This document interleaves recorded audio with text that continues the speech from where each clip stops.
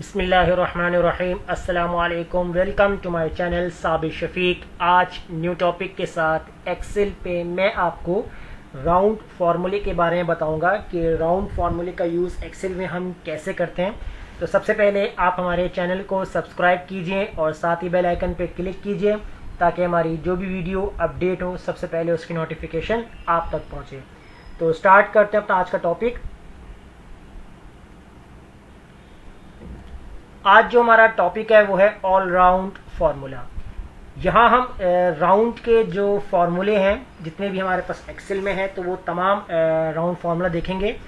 तो कुछ फार्मूले हैं जो राउंड के जो हमारे पास यहाँ मेंशन है। राउंड है, राउंड अप, राउंड डाउन और एम राउंड। तो ये तमाम फार्मूले हम कैसे इसको यूज़ करेंगे और ये क्या काम करते हैं और हमारे किस काम में आते हैं और इससे हमें कितनी मदद मिलती है। तो ये राउंड जो फार्मूला होता है ये एक पावरफुल एक फार्मूला है। इससे हमें क्या फ़ायदा होता है कि अगर हम किसी एम्प्लॉयज़ को या किसी से अगर हम जो भी हमारा कंपनी का रिलेशन होता है फाइनेंशियल कि अगर हमें इतनी पेमेंट देनी है तो राउंड फार्मूला क्या होता है कि आपके नंबर ऑफ पेमेंट जो फिगर्स होते हैं उनको राउंड कर देता है, यानी कि उनकी राउंडिंग सेट करता है कि अगर आपके पास मिसाल के तौर पे 2 रुपये 50 पैसे हैं तो अगर हम इनको मल्टीप्लाई करते हैं 2 से तो वो 3 वो आपका बन जाएगा 5 रुपये बन जाएगा। लेकिन राउंड क्या करता है उसको एडजस्ट करके राउंड फिगर पूरा 2 और 2 + 4 कर देता है। तो वो क्या होगा तो उसके लिए कोई प्रॉब्लम नहीं, मैं आपको पूरी यहाँ पर एग्जाम्पल से समझाऊंगा। तो देखिए यहाँ हमारे पास जो वो डाटा मौजूद है।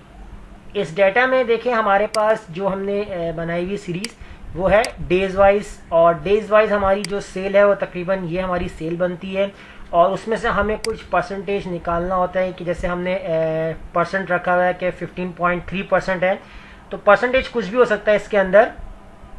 तो यहाँ हमने परसेंटेज जो है वो फ़िलहाल ये इतनी रखी हुई है, 15.3 रखी हुई है। अब हमारे पास 2 रिज़ल्ट हैं, एक है रिज़ल्ट 1 और एक है रिज़ल्ट 2। तो देखें रिज़ल्ट 1 में कुछ आपको थोड़ी बहुत चेंजिंग नज़र आएगी और रिज़ल्ट 2 में थोड़ी चेंजिंग है और जो इनका टोटल है टोटल भी तकरीबन सेम है लेकिन थोड़ा बहुत सिमिलर है, यानी चेंज है थोड़ा बहुत। तो ये क्यों हो रहा है, ये क्या हो रहा है। अब देखिए हमने क्या काम किया, हमारी जो डेली सेल बेस के ऊपर जो हमारी परसेंटेज है अगर हम किसी परसेंटेज निकालते हैं तो देखिए हमने एक फार्मूला लगाया हुआ यहाँ पर, यानी कि 12,000 अगर उसका हम परसेंटेज देखते हैं 15.3%, तो उसको अगर हम परसेंटेज के हिसाब से सॉल्व करते हैं तो हमारे पास कुछ इस तरीके से रिजल्ट आता है, यानी कि पॉइंट के बाद कुछ वैल्यूज़ आती हैं। और यहाँ हमने कुछ पॉइंट के बाद वैल्यूज़ नहीं रखी हुई हैं क्योंकि हमने डायरेक्टली वैल्यूज़ यहाँ पर ऐड की हैं और यहाँ हमने फार्मूले की मदद से की हुई हैं। अगर ये फार्मूले वैल्यू ना भी आए, जैसे हम इनको सेलेक्ट करते हैं तो अगर हमारे पास डेसिमल 0 कर देते हैं इस तरीके से, तो जब आप डेसिमल बढ़ा के देखते हैं तो आपके पास फार्मूले वाला काम कुछ इस तरीके से कर रहा होता है कि पॉइंट से पहले भी इसके पास डिजिट्स मौजूद होते हैं। और इसमें अगर हम इसको 0 करते हैं तो अगर आपके पास कोई आंसर आ रहा है तो आप जब डेसिमल बढ़ा के देखते हैं तो देखें वैल्यूज़ इसके पास पॉइंट के बाद भी 0 होती हैं। अब हम क्या करते हैं, ये हमारे पास क्या है आंसर, तो मैं यहाँ से इनको करता हूँ डिलीट। तो मैं बताता हूँ ये क्या काम हुआ। अगर हम रिजल्ट 1 का निकालते हैं टोटल, यानी हम अपना सम का फार्मूला यूज़ करते हैं और अपने तमाम वैल्यू रिजल्ट 1 की प्लस कर देते हैं सेलेक्ट करके और इसको एंटर करते हैं। तो देखिए आंसर हमारे पास क्या आ रहा है, टोटल 1345। इसी तरह अगर हम आते हैं यहाँ पर, इसको भी हम सम करते हैं और इसके बाद इसको भी हम सेलेक्ट कर लेते हैं और ब्रैकेट क्लोज करते हैं और इंटर करते हैं, तो इसका भी हमारे पास सेम आंसर है। तो आखिर में हमारे पास 42 आ रहा है। तो ये जो पॉइंट से पहले वाली वैल्यूज़ है ना, तो ये इसने इसको क्या किया, इसको भी ऐड करते तकरीबन ये कुछ राउंड फिगर इतना बन जाता है। तो यहाँ हमारे पास पॉइंट से पहले वैल्यू 0 आ रही है तो इसने सिर्फ इन वैल्यू का टोटल करके हमें दिया है। तो इसका मतलब हमारा जो तकरीबन डिफरेंस वो आ रहा है वो कितना आ रहा है, माइनस करते हैं जो भी वैल्यूज़ होगी माइनस कर रहे हैं इससे। तो देखें 3 का यानी कि आपके पास 3 नंबर यानी 3 रुपीज़ के लिए 3 नंबर का आपके पास डिफरेंस आ रहा है। तो इसको राउंड करने में सबसे ज़्यादा अहम होता है क्योंकि ये हमारा जो फाइनल जो अमाउंट होता है कि किसी को डिस्ट्रीब्यूट करने के लिए हमारा जो हमारी कैलकुलेशन है वो डिस्टर्ब ना हो। तो इसलिए अब हम देखेंगे अपना सबसे पहला फार्मूला राउंड का। तो राउंड के अंदर हम क्या काम करेंगे यहाँ पर, तो इसके लिए जो है मैंने नीचे एक चार्ट बनाया हुआ है। तो ये चार्ट जो है ये आपको डिस्प्ले करेगा कि 0 जो होता है वो 1 के करीब होता है, -1 10 होता है, -200, -3000, -4 10,000। तो यहाँ अगर हम लगाते हैं फॉर्मूला इक्वल और यहाँ लगा देंगे राउंड हमारे पास फॉर्मूला, इसको हमने यहाँ पर राइट किया।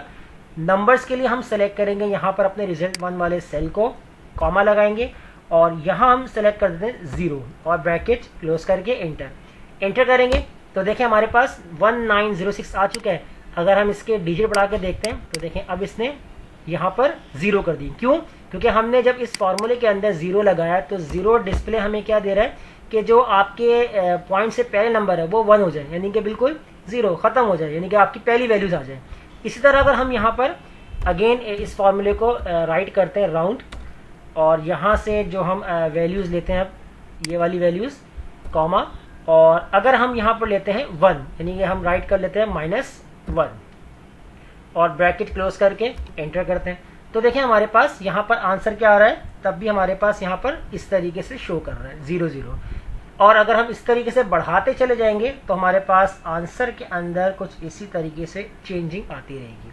तो ये हमारा राउंड हो रहा है ताकि आपकी जो वैल्यूज़ हैं वो राउंड होती जा रही हैं। अब हम इसके बाद तीसरा वो लगा के देख लेते हैं। यहाँ पर राउंड फार्मूला नंबर ऑफ जो डिजिट्स होंगे इसको हम यहाँ पर सेलेक्ट कर लेंगे और यहाँ पर हम सेलेक्ट करते हैं -2, तो -2 ब्रैकेट क्लोज और करते हैं इसको इंटर। तो देखिए हमारे जो वैल्यूज़ थी वो इस तरीके से आ चुकी है।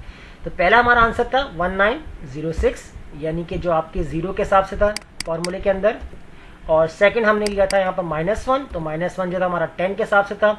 जो हमारा आंसर था 1906 था, तो इसने राउंड ऑफ फिगर करके इसको 19110 कर दिया। और यहाँ 100 का डिफरेंस हो गया, तो 1906 था तो इसने पूरा 1900 कर दिया। तो जितना हम वैल्यूज़ को राउंड करना चाहते हैं तो हम यहाँ से कर सकते हैं।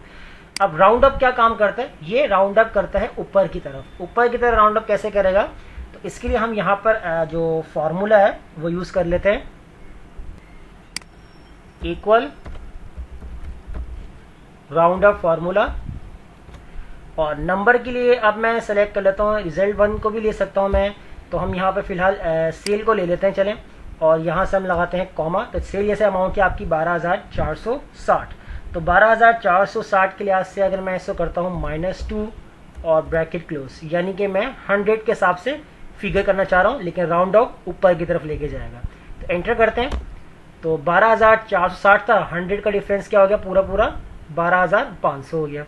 इसी तरह अगर हम राउंड डाउन की तरफ चलते हैं तो राउंड डाउन क्या काम करेगा, वो पीछे की तरफ आएगा। तो इक्वल, तो यहाँ मैं ले लेता हूँ राउंड डाउन, तो डिजिट नंबर मैं यहाँ पर सेलेक्ट कर लूँगा, यही सेल्स को सेलेक्ट कर लूँगा, कॉमा लगा दूंगा, और यहाँ भी मैं अगर लेता हूँ -2 ब्रैकेट क्लोज, दिखाता हूँ आपको -2 यानी 100 के हिसाब से, तो ये पीछे की तरफ आएगा। तो एंटर करते हैं, तो देखें 12460 था, तो यहाँ आ गया 12400 आ गया।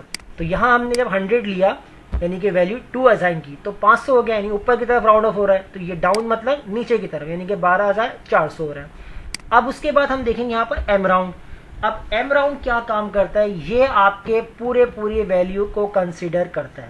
कैसे करेगा, देखें यहाँ पर अगर हम फॉर्मूला लगाते हैं इक्वल एम राउंड, तो एम राउंड मेरे पास फॉर्मूला में लगा दें यहाँ पर, और यहाँ पर मैं नंबर को मैंने सेलेक्ट किया, अपनी सेल वाली वैल्यू को सेलेक्ट कर लिया, कॉमा लगाया। अब अगर मुझे ये फिगर यानी कि जो हमारे पास सेल है, अगर मैं 2% के अंदर यानी कि 2% है मेरे पास, उनके अंदर मैं डिस्ट्रीब्यूट करना चाह रहा हूँ यहाँ पर, तो मैं यहाँ पर 2 के हिसाब से इसको कर दूंगा ब्रैकेट क्लोज करके एंटर। अब 2 के हिसाब से क्या होगा कि जब मैं इसका डिजिट बढ़ाता हूँ, यहाँ से मैं डिजिट बढ़ा के दिखाता हूँ, तो देखिए इसके तमाम वैल्यूज़ क्या होंगी, प्रीवियस 0 रहेंगी। अगर मैं इसको करता हूँ डिवाइड दिस सेल और divided by number of 2 enter, तो देखिए तब भी आपके पास 0 में ही आंसर आएगा, इसकी जो प्रीवियस वैल्यू की 0 होगी। अगर मैं फॉर्मूले में 3 कर देता हूँ यहाँ पर और एंटर करता हूँ, तो देखिए हमारी प्रीवियस वैल्यू बढ़ती चली जाएगी, क्योंकि एम राउंड में हमने क्या किया कि हमें ये वैल्यू 2% में गिवन यानी देनी है। तो अगर आप एक और एग्जाम्पल देखते हैं, जैसे हमने यहाँ पर राइट किया एम राउंड राइट किया, और अब हम ले लेते हैं ये वाली वैल्यू, दोबारा ले ली हमने वैल्यू, और यहाँ पर हम लगाते हैं कॉमा।